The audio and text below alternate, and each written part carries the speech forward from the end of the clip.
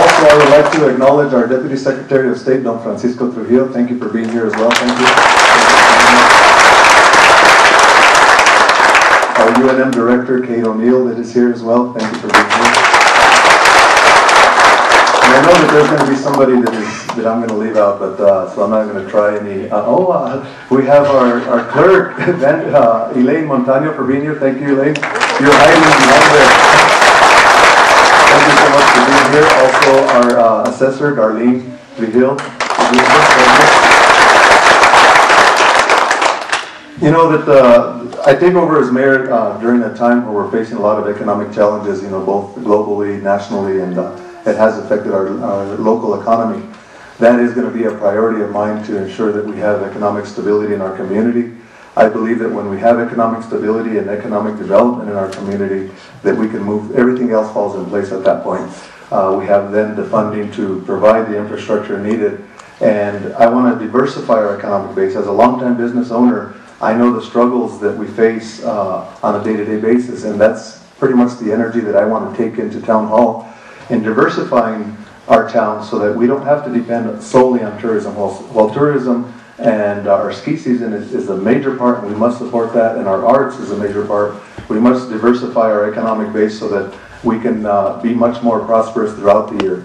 One of the ways that the ideas that I have, and I've talked to the director of UNM Taos, is how we can help in making Taos an educational destination. We have the main elements in place, that's UNM Taos, and now we need to move to the next step in getting the infrastructure needed so that we can make Taos a prestigious college town. That is clean industry, and we get education in the environment.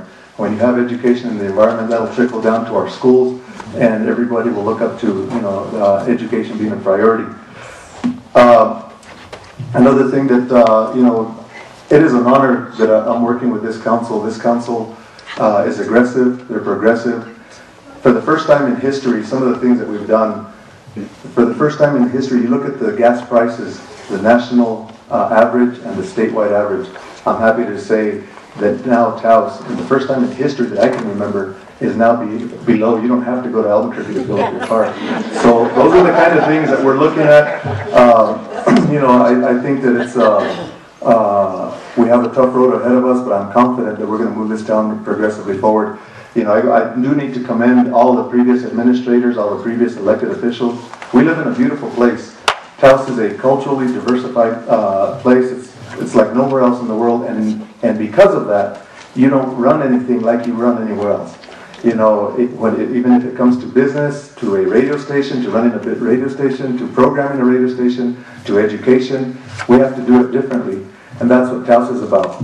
I'd like to thank our previous forefathers for the vision that they have had in making Taos a unique place. You know, sometimes a lot of people criticize it when they come in here, but some of the things that we don't like about Taos is what makes Taos unique. So it's a balance on how we're going to grow. We're now looking at a master plan, and we have to creatively implement a new master plan while preserving some of the unique characters of Taos, and we're committed to doing that. So as you see, we have a lot on our plate. I'm going to be a very aggressive mayor. I believe in getting things done, and the staff knows that. You know, in timelines, goals, and objectives, then you can measure your progress and success, and that's how I'm going to work closely with our manager. I do intend to establish a day-to-day basis, a day-to-day presence at Town Hall, and that is not for, you know, I want to assure the staff that I'm not going to micromanage, but I'm just going to ensure that the visions and policies of the council are carried forward. Yesterday was a very busy day. It was my first day officially as mayor since it was effective January 1st, and as all of you know, we had a phone outage with Quest and our IP. So I was on the phone most of the afternoon with our PRC representatives and ensuring that our public safety, our fire chief and our police chief were not interrupted, and fortunately they were not, as other municipalities in the state were. So it was a busy day for me. Today I started my first day. I was there at 9 a.m. in the morning. So some staff may like it, some may not, but I think we're going to have a good time. You know, as I mentioned, we have a great staff. And one of the hardest decisions that I had to make today is choosing a new council member. You know, I don't believe in wasting time, and we need to get things done. You know, and a lot of people said, "Well, you're like Barack Obama," which was a compliment to me. You know, but they mentioned to me that you're not wasting any time. So today I made my selection, and it will be presented to the council on Monday. And that individual, I'd like to announce his name right now, will be Michael Silva, and he's in the crowd here today. Council on Monday for ratification. Of course, it's subject to their ratification, but I believe that Michael Silva does bring is in harmony with a lot of my vision. He's a longtime business owner. He comes from a generation to generation of business owners. Comes from a generation of business owners, and that's what has made Taos unique. And unfortunately, sometimes that's what we're losing, is that generation to generation business owners. And I was really impressed with that, and I believe that he's going to do a strong and good job for the council as your next council member. And also, he's had a head start. He's been serving on the Planning and Zoning Commission for about 1.5 years, so I'm confident that he's going to do a great job. So, without further adu, we know we're waiting for the after party. Daniel, is there anything else that we have? Motion for adjournment. Okay. We'll be making that shortly. Once again, thank you so much to everyone. I know I probably left someone out here. I'd like to acknowledge also my brother-in-law, Richard, that's in the back, but I saw Darla and I didn't see him. But thank you so much for being here.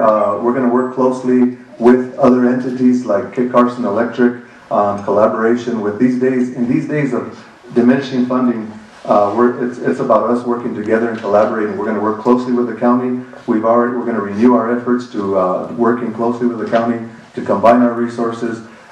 In this day, it's time for unity and not division. You know, unfortunately, the last council, you saw a little bit of division. I shouldn't say that, I'm not putting it lightly, but I assure you that we will work together. We have a council that has disagreed, but we know how to agree to disagree, and we pledge to work on the benefit of the betterment of the community as a whole. So I've always told the staff, in closing, we will never forget who we work for.